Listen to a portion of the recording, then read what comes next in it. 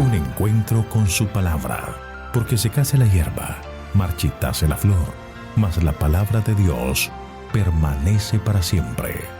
Con ustedes, el doctor José Ricardo Arias Quintero.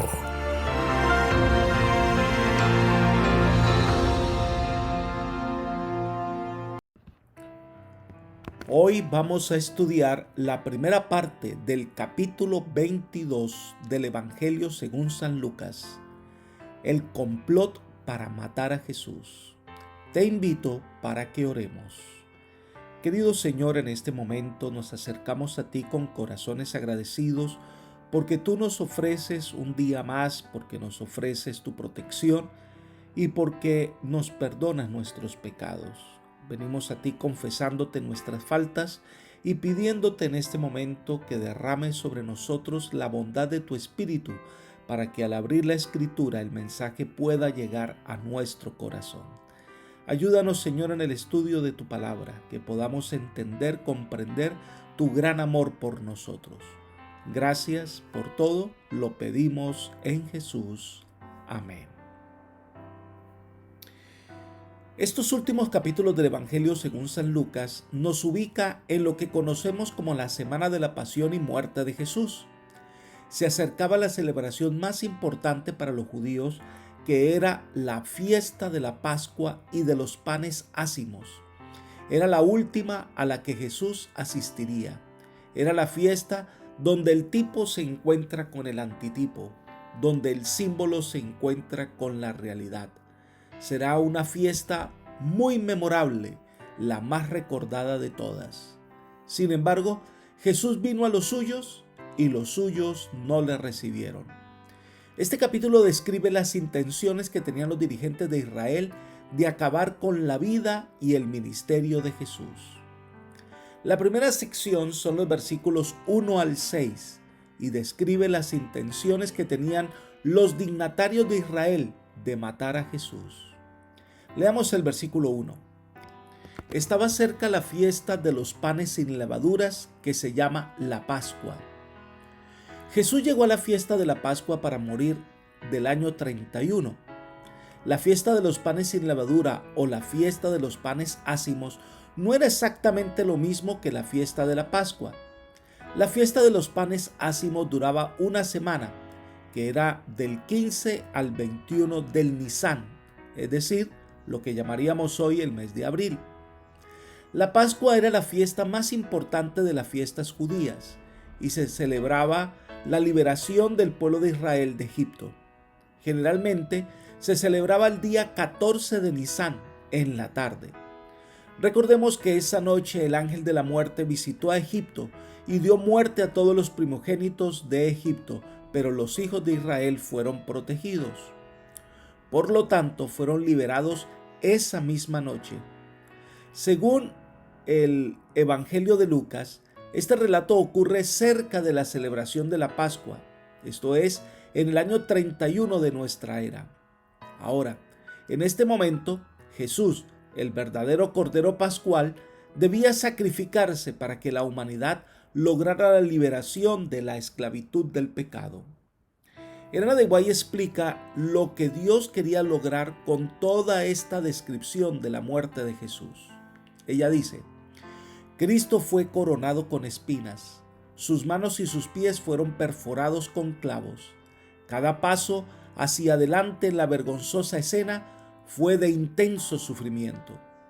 Pero el propósito de Dios fue que se diera publicidad a todo el proceso, punto tras punto, escena tras escena, a una fase de la humillación eslabonada con otra. Se había determinado que esos acontecimientos sucedieran durante la Pascua. Esto lo encontramos en el Comentario Bíblico Adventista, tomo 5, página 1175. Esto haría que el sacrificio de Cristo fuera siempre recordado y que la mente de todos pudiésemos ser impresionados del gran amor que el Señor manifiesta por nosotros los seres humanos. Sigamos leyendo el versículo 2. Los principales sacerdotes y los escribas buscaban cómo matarlo porque temían al pueblo. Los principales de los ancianos, de los escribas y los sacerdotes se reúnen para ver cómo por engaño pueden arrestar a Jesús, pero consideraban que no lo podían hacer en la fiesta para evitar, según ellos, una revuelta. Lo cierto es que hubo una reunión con el intento de entrampar a Jesús y tomarle preso. Miren el comentario. Convocaron un concilio de sacerdotes y fariseos. Desde la resurrección de Lázaro, las simpatías del pueblo estaban tan plenamente con Cristo que sería peligroso apoderarse de él abiertamente. Así que las autoridades determinaron prenderle secretamente y llevarle al tribunal tan calladamente como fuera posible. Esperaban que cuando su condena se conociese, la voluble corriente de la opinión pública se pondría a favor de ellos. Libro El deseo de todas las gentes, página 512. No era la primera vez que se reunían para ese fin, pero ahora estaban decididos a hacer algo para impedir que el ministerio de Jesús siguiese adelante. Seguimos leyendo los versículos 3 al 6. Entró Satanás en Judas, por sobrenombre Iscariote, el cual era uno de los 12. Este fue y habló con los principales sacerdotes y con los jefes de la guardia de cómo se lo entregaría. Ellos se alegraron y convinieron en darle dinero. Él aceptó y buscaba una oportunidad para entregárselo a espaldas del pueblo. Lo primero que debemos reconocer en este relato es que esta acción de Judas no sorprende a Jesús. Leamos el Evangelio según San Juan, capítulo 6, versículo 64. Pero hay algunos de vosotros que no creen, porque Jesús sabía desde el principio quiénes eran los que no creían y quién lo había de entregar. Recordemos que el Señor Jesús tenía conocimiento previo de todas las cosas, sabía lo que iba a pasar, era Dios en carne. Este fue una de las primeras reuniones de Judas con los dirigentes judíos, con el propósito de entregar a su maestro. No existe una explicación de parte del evangelista para entender el cambio de actitud de Judas para convertirse en un traidor. Se han tratado de dar varias explicaciones. Una de ellas, que era una manera de presionar a Jesús de actuar para hacerse rey. La otra, que se había decepcionado de Jesús porque había evadido la oportunidad de ser rey. La otra, que tenía un profundo resentimiento. No se puede explicar porque la apostasía es un proceso. Judas no permitió la obra del Espíritu Santo en su corazón y por lo tanto el enemigo tuvo acceso a esos sentimientos negativos para obrar en secreto y hacer el complot para entregar a Jesús. Algo que debemos tener siempre presente es que Jesús conocía lo que Judas guardaba en su corazón y Jesús, en vez de alejarlo, en vez de sacarlo del grupo de los 12, trató de salvarlo, dándole oportunidad de arrepentimiento. Pero debemos entender algo de esta historia. De la misma manera que Dios está siempre buscando personas que sean sus instrumentos, también Satanás busca sus aliados. Una persona puede ser un instrumento para bien o para mal, de Dios o del diablo. Los seguidores de zoroastrismo creen que el universo es el campo de batalla entre el Dios de la luz y el de las tinieblas, y todos los seres humanos tienen que escoger un bando. Nosotros también, como cristianos, sabemos que una persona puede estar al servicio de la luz o al servicio de las tinieblas. Esa elección debe hacerla cada uno.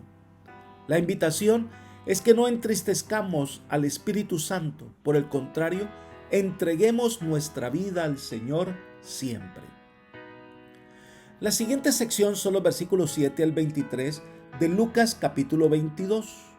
Es la institución de la Cena del Señor. Leamos los versículos 7 y 8. Llegó el día de los panes sin levadura, en el cual era necesario sacrificar el cordero de la Pascua. Entonces Jesús envió a Pedro y a Juan diciendo: Id, preparadnos la Pascua para que la comamos. Estamos hablando de la semana de la pasión y muerte de Jesús. Al parecer, estos acontecimientos pudieron ocurrir entre la noche del miércoles y el amanecer del jueves. Era el momento de la celebración de la Pascua, la fiesta principal de los judíos.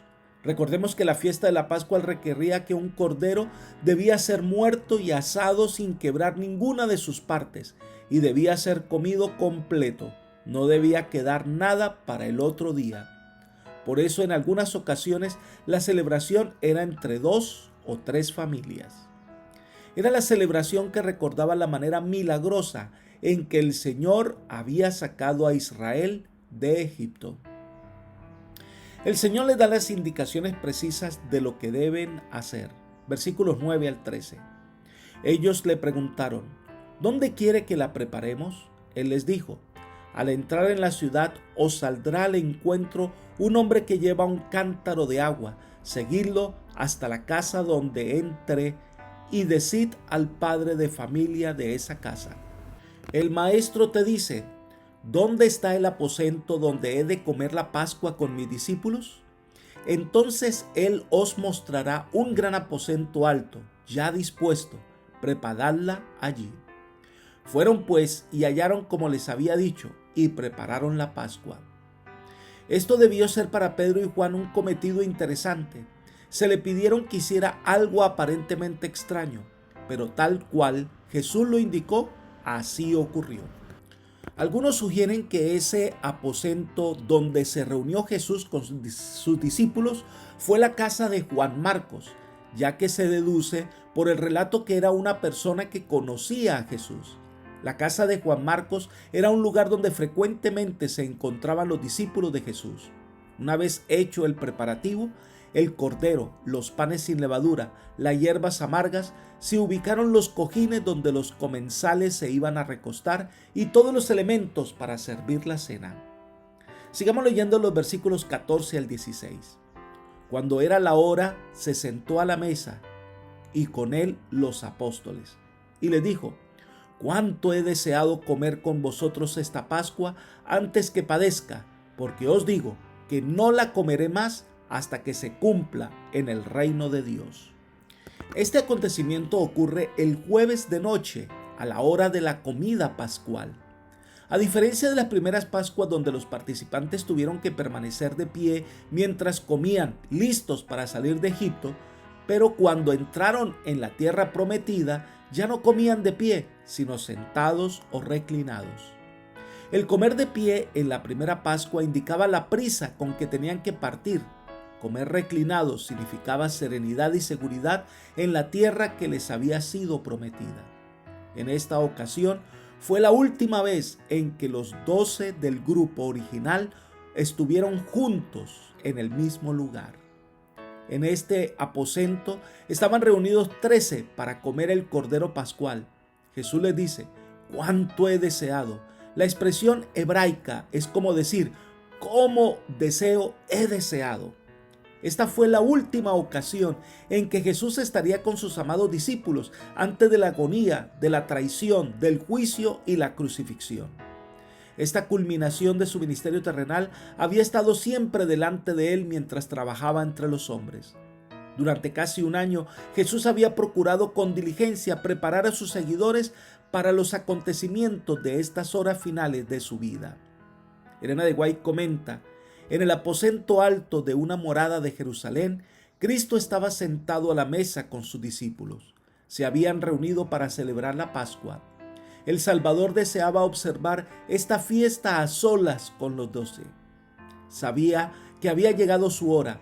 Él mismo era el verdadero Cordero Pascual y en el día en que se comiera la Pascua iba a ser sacrificado. Estaba por beber la copa de la ira. Pronto iba a recibir el bautismo final de sufrimiento. Pero le quedaban todavía algunas horas de tranquilidad y quería emplearlas para beneficio de sus amados discípulos. Libro El deseado de todas las gentes, página 598. Entonces Jesús dice, no la comeré más hasta que se cumpla en el reino de Dios. Esta fue la última Pascua de la cual podrían participar con pleno significado los seguidores de Cristo.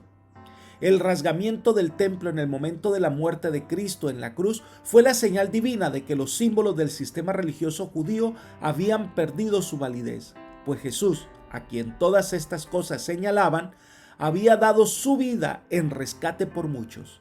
Jesús estaba a punto de reemplazar los símbolos del pasado muerto con los símbolos vivientes de su propio cuerpo y de su carne derramada.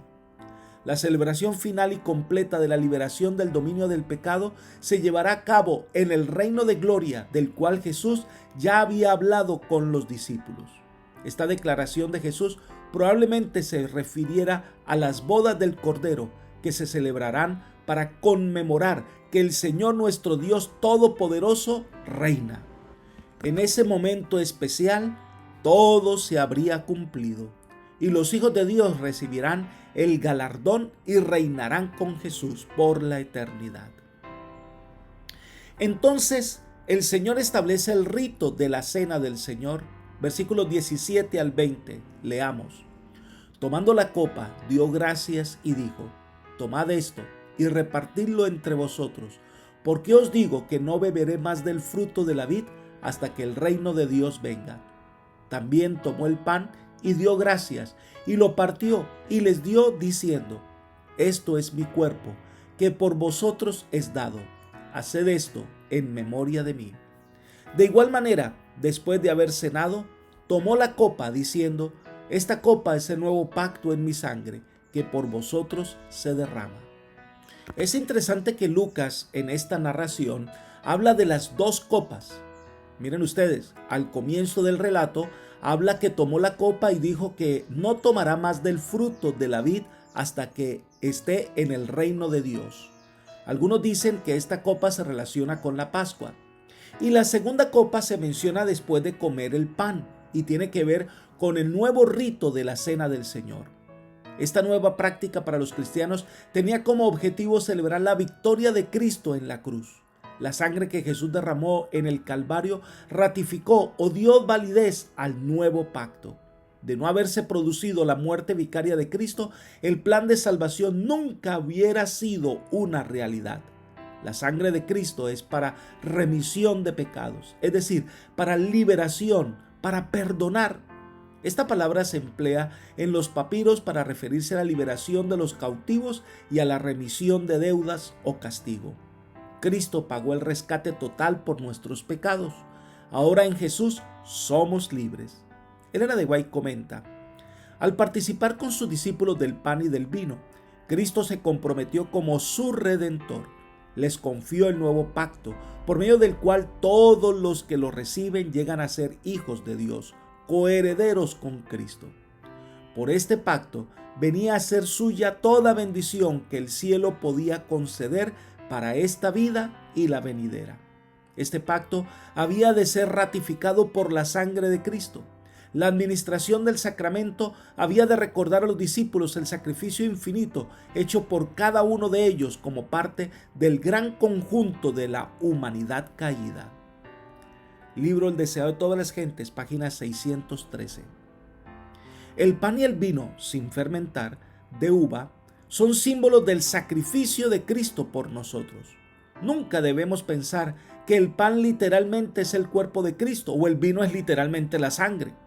Son símbolos que ilustran, recuerdan y nos hacen reconocer nuestra necesidad de un Salvador. Además, que celebramos que Cristo ha resucitado y está pronto a venir. Leamos 1 Corintios, capítulo 11, versículo 26. El apóstol Pablo dice: así pues, todas las veces que comáis este pan y bebáis esta copa, la muerte del Señor anunciáis hasta que Él venga. Cada vez que tengamos la oportunidad de participar, es un momento de renovación espiritual. Sigamos estudiando Lucas capítulo 22. Después de la cena, el Señor hace un anuncio que causó mucha inquietud a los presentes. Leamos los versículos 21 al 23. Pero la mano del que me entrega está conmigo en la mesa. A la verdad, el Hijo del Hombre va según lo que está determinado, pero ay de aquel hombre por quien es entregado. Entonces ellos comenzaron a discutir entre sí sobre quién de ellos sería el que había de hacer esto. Lucas, que mantiene el orden cronológico exacto, pues muestra que primero fue la cena y después habla de Judas como traidor. Lo interesante de la expresión de Jesús es que el maestro habla de manera general. La mano del que me entrega está conmigo en la mesa. La mano de todos los discípulos estaba en la mesa.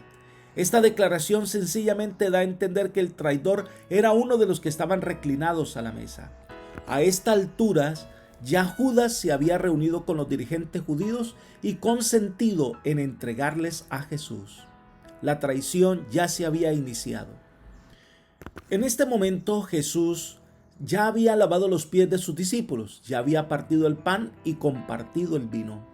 Cada actividad de Jesús debió ser un llamado especial para que Judas pudiera recapacitar. Pero en vez de ceder a los bondadosos llamados del Señor, afirmó su deseo de entregar al Señor. Elena de White comenta: Judas quedó convencido de que no había nada que ganar siguiendo a Cristo. Después de verle degradarse a sí mismo, como pensaba, se confirmó en su propósito de negarle y de confesarse engañado. Fue poseído por un demonio y resolvió completar la obra que había convenido hacer: entregar a su Señor. Libro El deseo de todas las gentes, página 601. Este fue un momento doloroso para el Salvador. Los discípulos en nada sospecharon de Judas. Comenzaron a cuestionarse unos a otros, pero nunca pensaron que un hombre como Judas fuera el traidor. Entonces los discípulos vuelven a sus discusiones habituales sobre quién sería el mayor en el reino de Dios. Este es el tema de los versículos 24 al 30. No estaban pensando correctamente sobre lo que estaban a punto de experimentar. Leamos el versículo 24. Hubo también entre ellos una discusión sobre quién de ellos sería el mayor. El término que usa el evangelista para discusión o disputa significa también contención, altercado o rivalidad. La palabra indica un espíritu combativo, una disposición a pelear. Esta solapada tendencia a la discordia parece haber estado presente durante toda la cena pascual. El relato de Lucas explica la situación que dio lugar al rito de humildad registrado por Juan. Si se tienen en cuenta los acontecimientos que pronto ocurrirían, es trágico que los discípulos estuvieran discutiendo acerca de la categoría que ocuparían en un reino imaginario que Cristo no había venido a establecer. El concepto equivocado que tenían los discípulos acerca de la naturaleza del reino de Cristo fue el que, como en ocasiones anteriores, dio lugar a la contienda en cuanto a la grandeza de unos frente a los otros. Judas y Juan se disputaban el puesto más destacado en el reino de Dios. Elena de White comenta lo siguiente: cuando los discípulos entraron en el aposento alto, sus corazones estaban llenos de resentimiento. Judas se mantenía al lado de Cristo, a la izquierda. Juan estaba a la derecha. Si había un puesto más alto que los otros, Judas estaba resuelto a obtenerlo, y se pensaba que este puesto era al lado de Cristo, y Judas era traidor. Libro El deseo de todas las gentes, página 600.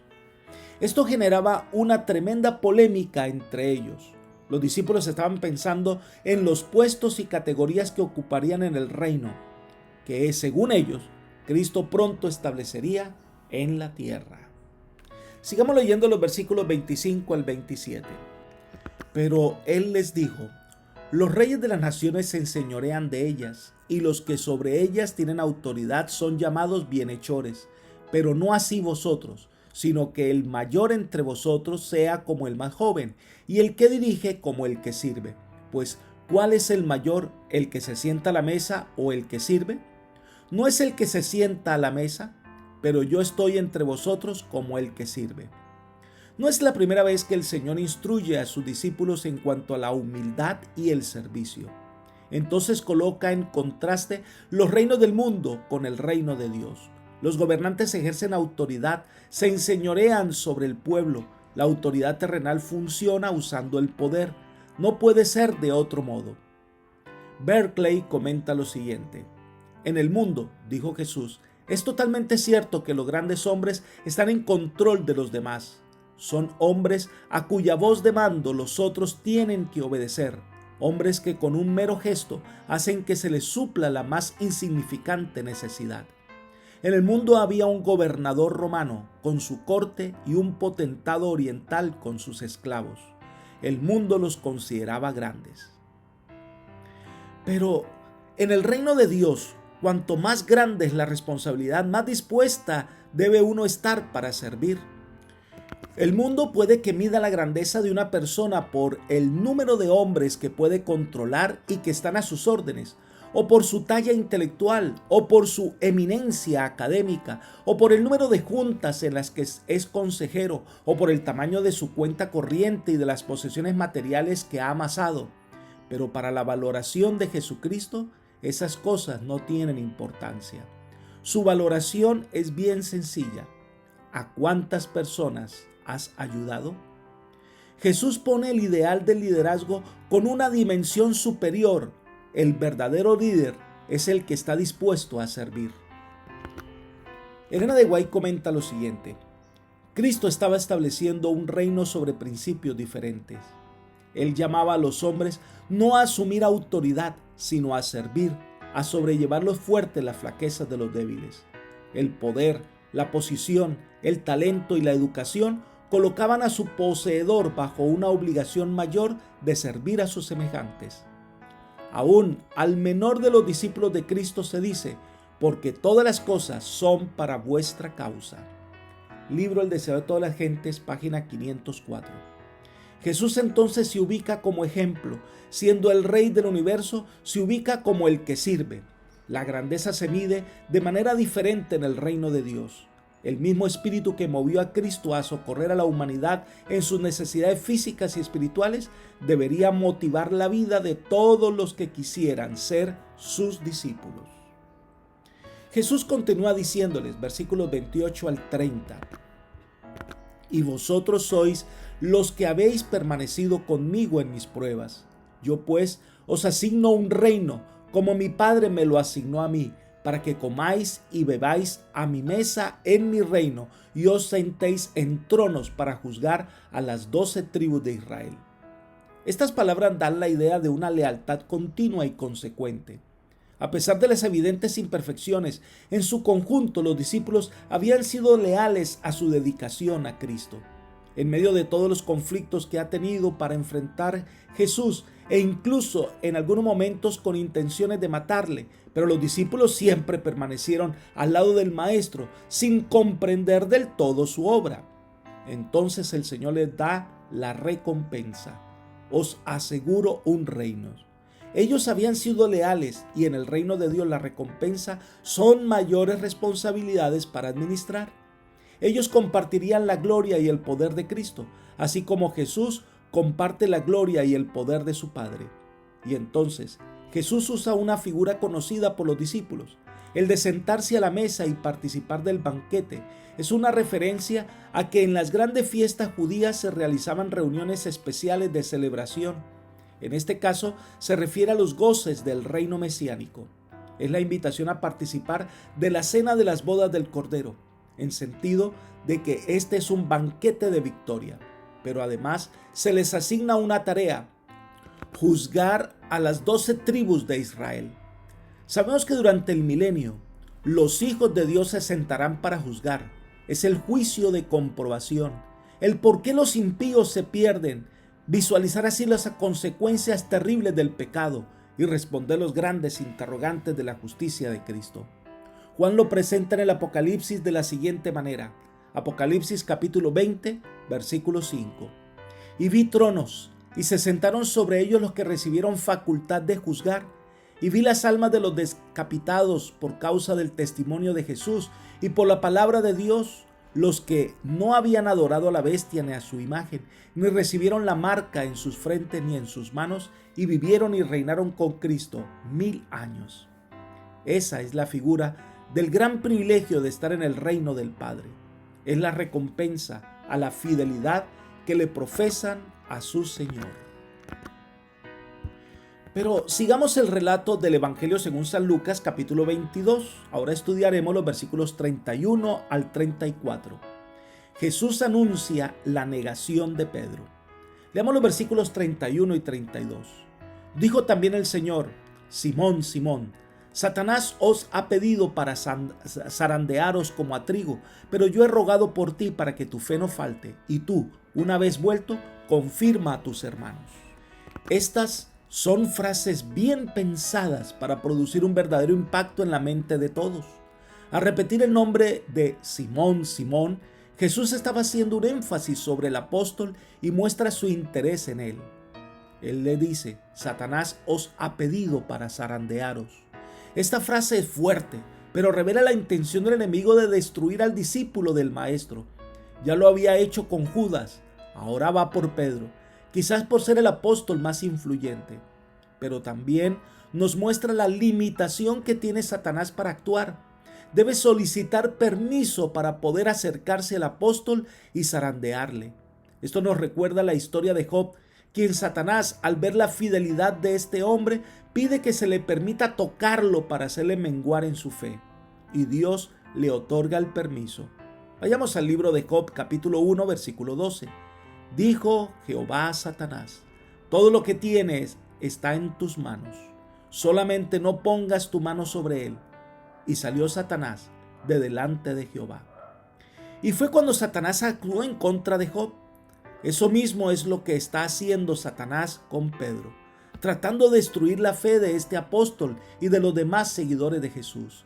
Pero esto también es una lección, en el sentido que el Señor es claro en presentar que nadie será tentado más de lo que pueda resistir, porque Él supervisa con cuidado la vida de cada uno. Vayamos al libro de Corintios, 1 Corintios capítulo 10, versículo 13. No les ha sobrevenido ninguna tentación que no sea humana, pero fiel es Dios, quien no los dejará ser tentado más de lo que ustedes puedan soportar, sino que juntamente con la tentación dará la salida para que la puedan resistir. Qué tremendas palabras del Señor. Pero el Señor le dice a Pedro: pero yo he rogado por ti para que tu fe no falte. Qué consuelo es saber que el Maestro tiene un interés tan personal con nuestras pruebas y tentaciones. Recordemos que poco después Jesús, para una oración final antes de su muerte, orará por los discípulos y por nosotros, y está registrado en Juan 17. El Señor le da la seguridad a Pedro que Jesús se interesa personalmente en su caso, que ha intercedido en oración por él para que en la prueba no falte su fe. No deje de confiar en el Señor. Esta sería una prueba dura, pero el Señor fortalece a sus discípulos y le da la seguridad de la victoria si confía en el Señor. Por eso Jesús termina diciendo: y tú, una vez vuelto, confirma a tus hermanos. Esta puede ser una referencia a la conversión de Pedro. Una vez vuelto, volverse. El cambio que ocurriría en la vida de Pedro.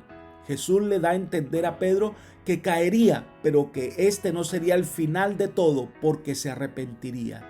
Esta amarga experiencia por la cual Pedro pasaría al negar a su Señor obraría en él una transformación que sería una evidencia clara para los otros discípulos. Y eso fue lo que ocurrió. Posteriormente, Pedro manifestó por la verdad una intrepidez que evidenciaba una conversión completa. Su ministerio fortaleció la fe de muchos creyentes en Jerusalén y en sus alrededores. Sigamos el relato de Lucas capítulo 22, la reacción de Pedro y la respuesta de Jesús, versículos 33 y 34. Él le dijo: Señor, estoy dispuesto a ir contigo no solo a la cárcel, sino también a la muerte. Y él le dijo: Pedro, te digo que el gallo no cantará hoy antes que tú niegues 3 veces que me conoces. En muchas ocasiones Pedro habló en nombre de los otros discípulos. Sin embargo, aquí aparece haber hablado por su propia cuenta, sintiéndose superior a sus compañeros. Las anteriores palabras de Jesús, por lo visto, no habían hecho mella en él.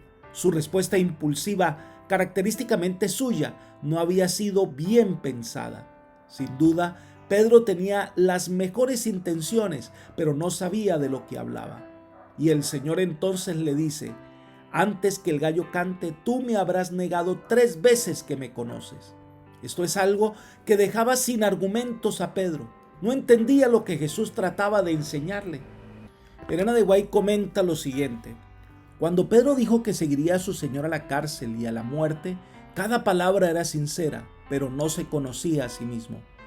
Oculto en su corazón estaban los malos elementos que las circunstancias iban a hacer brotar a la vida. A menos que se le hiciese conocer su peligro, esos elementos provocarían su ruina eterna. El Salvador veía en él un amor propio y una seguridad que superarían a su amor por Cristo.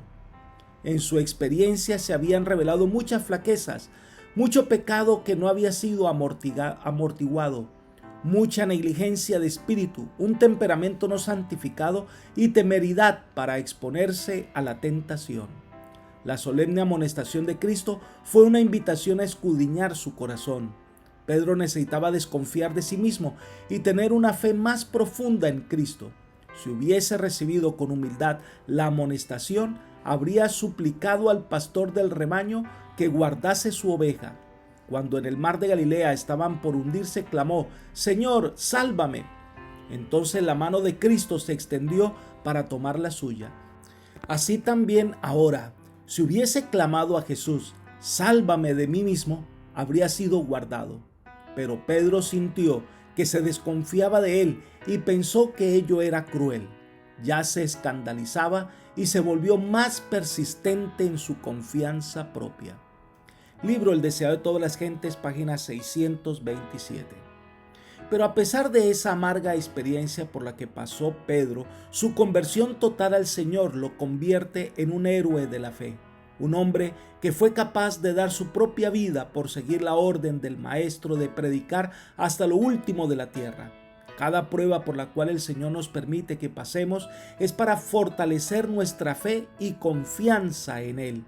No nos desanimemos, sino confiemos en el Señor siempre. Da tu vida al Maestro hoy. Entrégale todo lo que tú eres. Aférrate de Él, aunque no comprendas todo lo que sucede. Y si has cometido un error, el Señor siempre está dispuesto a perdonar y salvar. Que el Señor te bendiga hoy, te cuide y te guarde y te guíe por sendas de justicias. Es mi oración por ti. Amén.